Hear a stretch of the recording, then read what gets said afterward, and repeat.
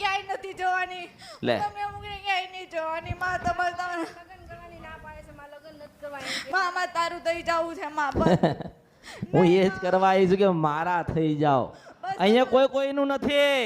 અહીંયા મા બાપનો નથી ને બાપના દીકરા થતા નથી. સાચું માં ખરું માં. તમે અમારા જીવનમાં આવ્યા છો ને એ જ મોટું ગિફ્ટ છે અમારું માં. બહુ મોટું ગિફ્ટ ભગવાન પરમાત્માએ તમે અમને આપ્યા છો બા. એ તો આમને આલ્યા. માં આવે તો બહુ લાખ વંદન. ખૂબ ખૂબ આભાર અમૃત બાપાને મેલડીમાં. તમે અમારા અમે તમારા માડી. આશીર્વાદ આપો માં માં. તારો સંગ થયો પછી અમારા કુળદેવીનો ભેટો કરાવ્યો છે માં. તેમાં કીધું તું કે 27 વર્ષ પહેલાનું દુઃખ છે માં. આજે તમારા અસલ કુળદેવીનો ભેટો તે કરાવો માં. તમે કરાવો માં. તમે કીધું એમ છે. માં તે જે પ્રમાણે આપ્યું તે એકદમ સાચું હતું માં. આવી ગાદી જેવી મેં ક્યાંય નથી જોઈ. મેં ક્યારેક દયાની તારી કૃપા છે માં. આજે માં તે કીધું તું કે તું તારા મઢે જાજે, તારે ગામડે ત્યાં 7 દાદર હશે. સાચું નીકળું માં. 7 એટલે 7 દાદર હતા માં. અને બાજુમાં સ્વામિનારાયણનું મંદિર હતું ને 3 શિખર હતા માં. ડાબી બાજુ 3 શિખર હતા માં. તમે કીધું તું કે હું આટો મારીશ માં. તમે સાચું હતું માં.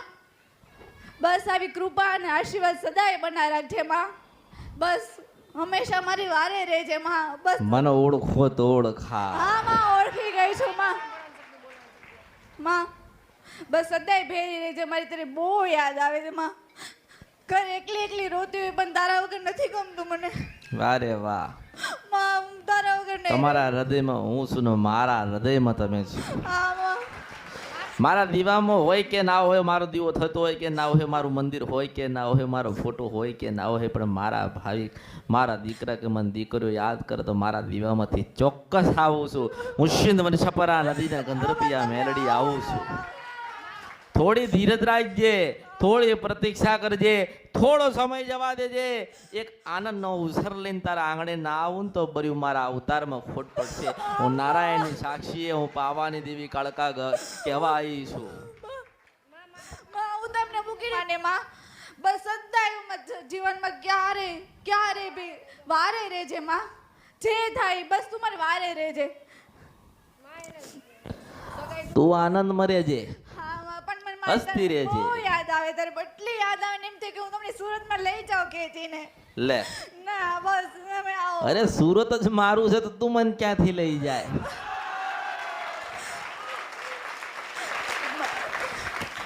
એક સમય ને એક વેળા ને એવું એક દિવસ ને એક ચોઘડિયા બનશે કે દર મહિને હું સુરતમાં આવતી રહીશ. આભાર.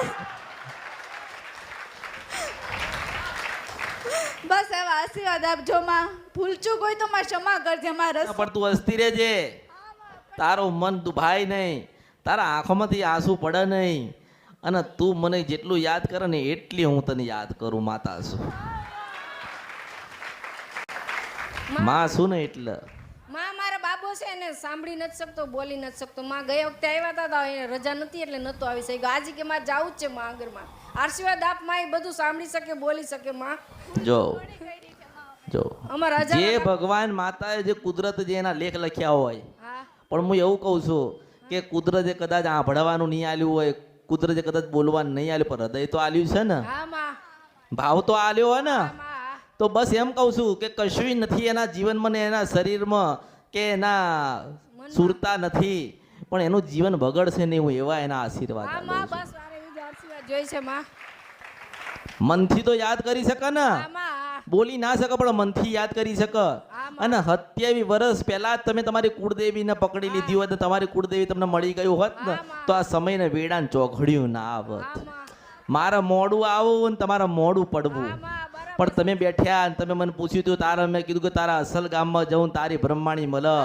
અને બરોબર તારા ગામના જાપાની બાજુ વળું ને સ્વામિનારાયણનું મંદિર દેખાય 3 શિખર વાળું. એને કદાચ ગાણું ના ગાવું તો મારા આ અવતારમાં ખોટ પડે.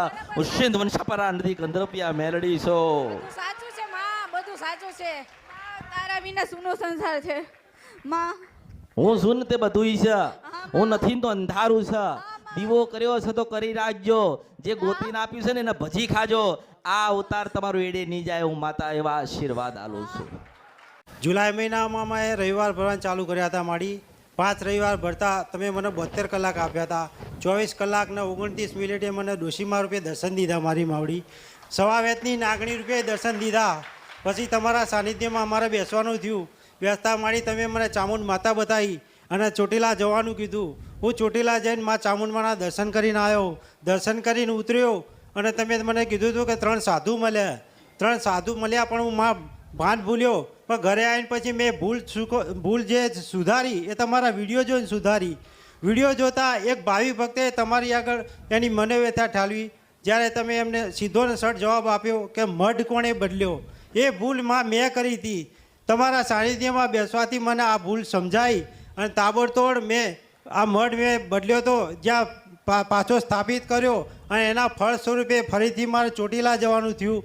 ચોટીલા જઈ મા ચામુંડના દર્શન કરીને આવ્યો. દર્શન કરી નીચે ઉતરતા મને 3 સાધુ મળ્યા. 3 સાધુના માં તમે કીધું હતું કે 101 આપજે. એ 101 હું એને આપવા ગયો ત્યારે એક સાધુએ મને એમ કીધું, તુને જી ઊંચા કરકે તો નહીં દિયા है ને, अपनी राजी से दे रहा है, खुशी से दे रहा है ને, તો બાકી કરવી છે એવું માનું એક વચન હતું. એ વચન રૂપે હું આ 101 આપું છું. તો એ સાધુએ મને એમ કીધું, તુને राजी खुशी से दिया है ना, तो ऐसा समझना तूने ब्रह्मा विष्णु महेश को दिया.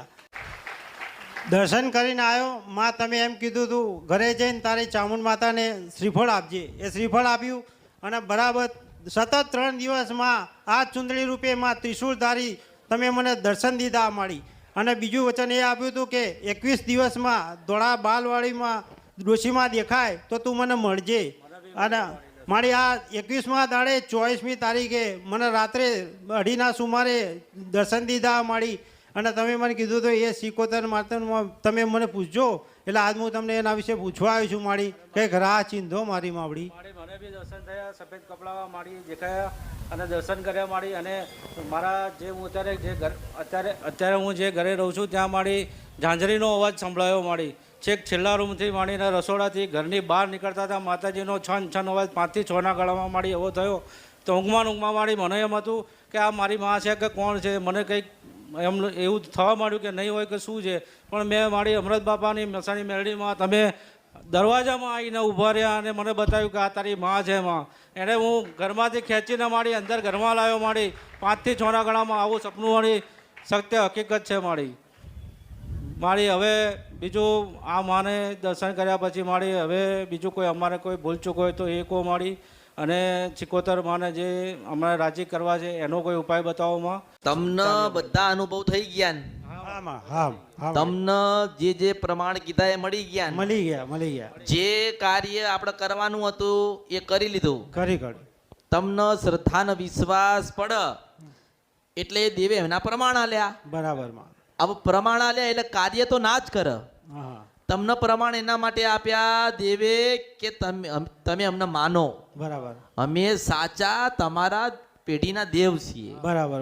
અને સાચી ઓળખાણ કરાવવા માટે મેં તમને અમુક નિશાની આલી, અમુક એધાણી આલી.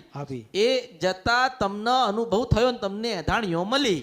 હવે એ દેવ માતાજી હોય તો એવું કહે ને કે અમે તો તમને દર્શને આલ્યા, પ્રમાણે આલ્યું, હવે અમારી ભક્તિ કોણ કરશે? બરાબર.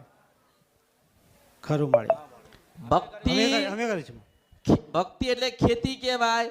જેટલી ભક્તિ કરો એટલી ખેતી કરો તો કંઈક નીકળશે ને. જમીનમાંથી ક્યારે નીકળશે? એને ખેડશો ત્યારે ને. મહેનત કરવી પડશે, પાણી વેડવું પડશે, ધ્યાન રાખવું પડશે, સાચવવું પડશે, ત્યારે કંઈક ફળ કે ફૂલ આપશે ને. એટલે માતાજી સુધી તો પહોંચી ગયા. હવે એની કૃપા સુધી પહોંચવું હોય ને તો પેલા એ દેવની ભક્તિ કરો, એને રાજી કરો અને એ જે કે પ્રમાણે તમે કરો, કે જે દિશાએ મોકલે એ તમે કરો. અને એ માતાને દુઃખ ના લાગે ને દેવને ખોટું ના થાય અને એની જોડે અન્યાય ના થાય ને એવું ના કરતા. બરાબર. સમય જતા એ જ દેવ ચાવણ માતા જ તમને બધું બતાવશે. બરાબર. તમારા પૂર્વજે તમને બતાડશે, તમારી શિકોતરે બતાડશે, તમારા 4 રૂમ અને 1 ઓસરી થાય એનો એક દેવ તમને બતાડશે. બરાબર.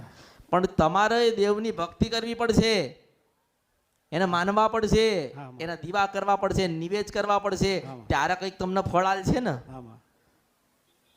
એટલે તમારો ને મારો સમય જે લખ્યો તો કુદરતે તમારી માતાએ ત્યાં હવે દેવ ભક્તિ માગશે. શું માગશે? ભક્તિ માંગે. ભક્તિ માગશે હા. કે હવે તમે અમારી કેટલી ભક્તિ કરો છો.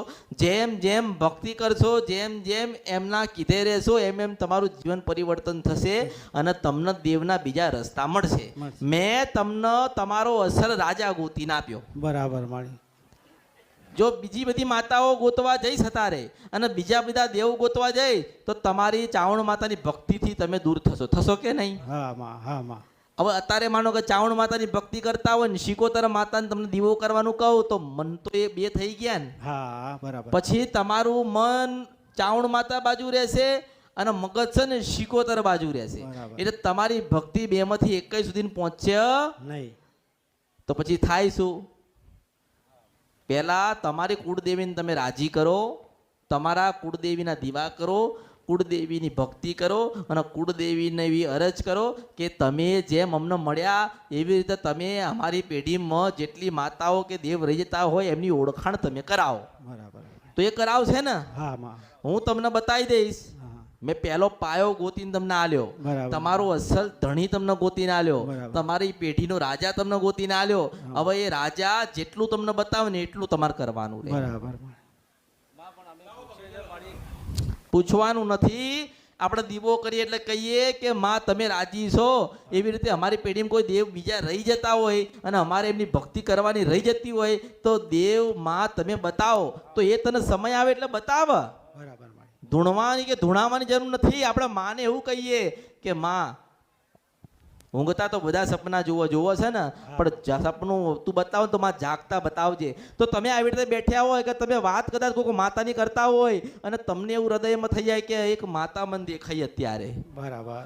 કે એક દેવ જતું મેં જોયું, બરાબર. કાં તો ભાઈ તમારી ચાવણ માતાએ તમને એવું કીધું કે આ શિકોતર કે આ મેલડી છે, માં બતાવશે. હા હા.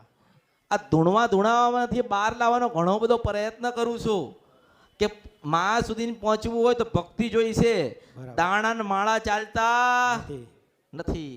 ભક્તિ હશે, વિશ્વાસ હશે તો જતાય માતા કહે છે કે બેટા આ માર્ગે નથી જવાનું, આ માર્ગે જવાનું. ખરું માળી.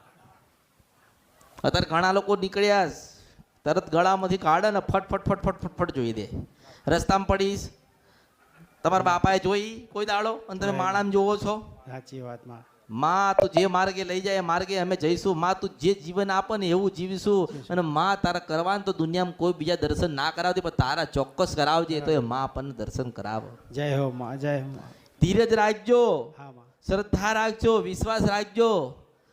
કદાચ સમય જતા એ માતા નહીં બતાડો પછી હું બતાડીશ. ખમા માળી. પહેલા તો કોણ હોય? કુળનો રાજા હોય, કુળદેવી હોય, એને કરવા દો, બરાબર. એને ચાલવા દો. એ માનો કે કુળદેવી તમે પકડી અને કુળદેવી તમને મળી, તમે સારું થશે. બરાબર. માણસોને જેમ એક બીજા માણસો પર વિશ્વાસ હોય એવી રીતે તમારી કુળદેવીને અને તમારી શિકોતરને એકબીજાને લેણ દેણ હોય. બરાબર. તમારી કુળદેવીને ખબર હોય કે પેઢીમાં કેટલી શિકોતર છે, કેટલી પૂર્વજ છે, કેટલી મેલડી છે અને અન્ય કેટલા દેવી દેવતા છે તમારી કુળદેવીને ખબર હોય કે ના હોય? ખરું. તો એવા મેં તમારું બધું આખું જીવનની ડોર ચાવણ માતાને સોંપી છે. બરાબર. હવે ચાવણ માતા જેમ રમાડે ને જેમ જીવાડે ને એમ જીવી લો. ખરું ખરું માળી. બાકી મેં જે પ્રમાણ તમને આલ્યા, બે નિશાની તમને આલી, જે જગ્યાએ તમને મોકલ્યા, જે વસ્તુનો તમને અનુભવ થયો ને એ હવે તમારી શિકોતર માતા ના કરી શકે. જે કરવાનું હતું એ મેં કરી દીધું. જે તમે રહી જતું હતું એ મેં તમને પૂરું કરી આલ્યું. જે તમારી કુળદેવી બાકી રહી જતી તમને ગોતી ના આલી, એની કૃપા કેવી રીતે લેવી એ તમારું ગોતવાનું. બરાબર માળી. કારણ કે ભક્તિ તમારે કરવી પડશે, હા માં. દીવા તમારે કરવા પડશે. કદાચ જીવનમાં પાછા ભૂલવા પડો કે કંઈક રહી જતું હોય અને સમય જતો રહ્યો હોય ત્યારે તમે મને પૂછજો, ત્યારે હું તમને કહીશ કે આ શિકોતર માતાનું આવું કહેવાનું થાય છે. બરાબર.